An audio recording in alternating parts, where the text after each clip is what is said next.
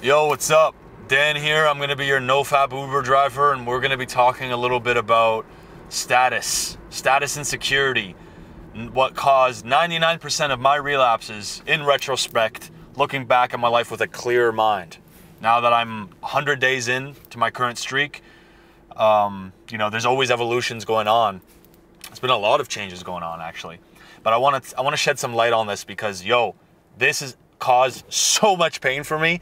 And once I started handling my insecurities and how badly I felt about parts of my life and my overall status, once I started actually handling it and not being perfect and getting it all, like getting to the point where I want to be completely, but once I started knowing that, like, oh, I'm on the path, oh, I'm seeing some differences in rewards, I'm telling you guys, huge weight off your chest. Trust me. Like, it's a big hack to just know that you got this hole inside of you and actually doing something about it, rather than trying to be like, oh, just push through, sheer will. Ah! Man, let's get to the root cause. I'm telling you, this caused 99% of my relapses. In high school, I wasn't the only kid, watching prawn. It wasn't just like, oh, like I'm this special snowflake and I'm the only prawn user. No, all my schoolmates watched prawn. I wasn't the only person. But the difference was this: I watched a lot. That was the difference. I was probably one of the few people in my school watching so much. So it's like, why? Why was I watching so much, dude? And it's because I felt insecure about my life. I was insecure as to how big I was. I was pretty fat. I got bullied on that a lot. I was insecure about the lack of my dating life and how all these other dudes and were going to these parties and experiencing all this cool, stuff. And I felt left out. I felt insecure about that.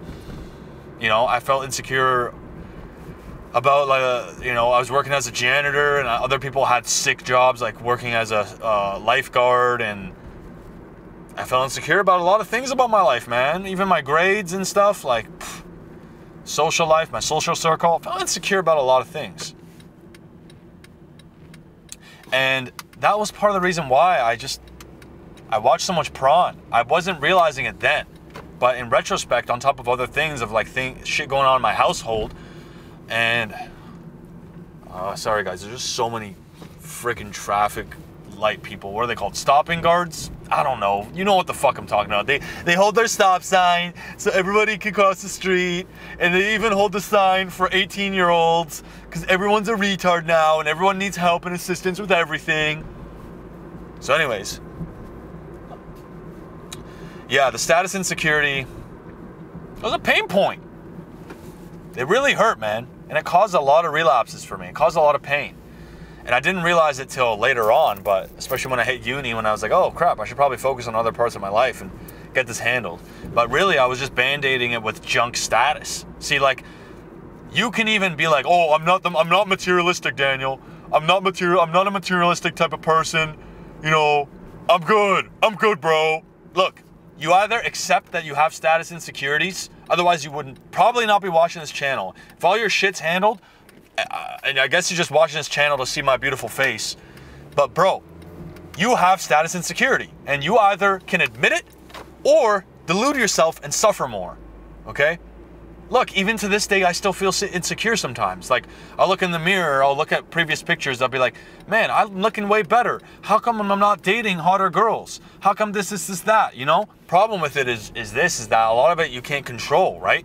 What makes something cool, like either having that physique or having that dating life or having that wealth, it's also relative to our world right now. What was hit back then or what was deemed as high status is different now. Although there is always going to be overarching themes and statuses will always be a part of the world that we live in, it's something that sometimes it's out of your control. Like where your body decides to store fat, your metabolism, your height, some of this stuff is out of your control. When you realize that, you're also able to handle it from the front end, right? So you're like, oh, I gotta improve my weight. I gotta improve my health. I feel bad about this and I should do something about it. It helps you understand what the solution is, right? You're lonely, you're a virgin, you got performance anxiety. It's time to get that handled. You can't just be like, gym. You can't just be like, I'll just read another book. I'll just read another book. I'll just read it.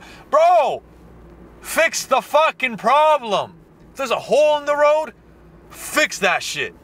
Don't go and buy a dog and walk across the street and have the dog be so cute that it distracts you. What the fuck is that? Fix your status insecurity. Fix it. I don't care how many goddamn days of NoFap you do. If you're not tending to your shitty ass lifestyle choices, like your junk food and your lack of exercise and your sedentary lifestyle, bro, NoFap ain't gonna give you a 9-pack, man. Going in the gym and programming a good workout regimen and eating the right foods, that's what will elevate your physical status. Right? And making more money to get the trainer, and making more money to get better foods, and making more money to get better quality products, to get a gym membership, and this is that. It all feeds into each other. You don't give me that fucking bullshit of, I'm not materialistic. Neither am I. If I had $1 million, bro, I'd still be driving some shitty ass car. Hell, I'd probably still be living in a cheap ass like apartment. Maybe I'd buy a home, and I would just be putting the money in investments and business education and bettering myself spiritually, mentally, physically, so that I can help the world more. You know what I'm saying? Fill my cup and then I can fill yours. So don't try. It's so gross when someone just can't be honest and be like, you don't need to be materialistic to want to improve your status. You know what I mean? Oh, I don't care like about the way I look. Like, that's like for like, you're just like a narcissist if like you care about the way you look, or if you're like looking at yourself in the mirror every morning. Man, shut the fuck up. I'm just bambling, yo. Look, I'm a man who's just bambling. You could just be like, Daniel doesn't know what the hell he's talking about. He don't know shit. Sure, dude, go live your life. I don't care, man. I really don't give a fuck. Listen to the physical cues in your body of like, hey, like, I feel bad about this. Help, do something. Stop stuffing it and just taking the temporary, okay, how do I just pause the bleeding for a day or two? Okay, this will pause the bleeding. Okay, this will take the pain away for a day or two. That's what porn and all this bullshit is.